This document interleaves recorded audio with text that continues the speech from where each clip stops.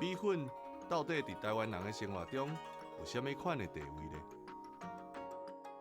对一般的家庭来讲，是一项真方便的食材，因为是拍打的，水分真少，所以真容易保存，而且价钱嘛无贵，一片米粉通常无到30块，一撮一撮亲像白雪的米粉丝，伫日头下骹照甲春风笑眯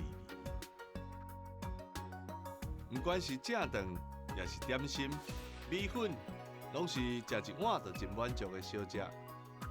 这项白白有米香味的食材，到底是安怎做？每礼拜四暗时10点，公司台语台台湾好滋味，上怀念的迄一味。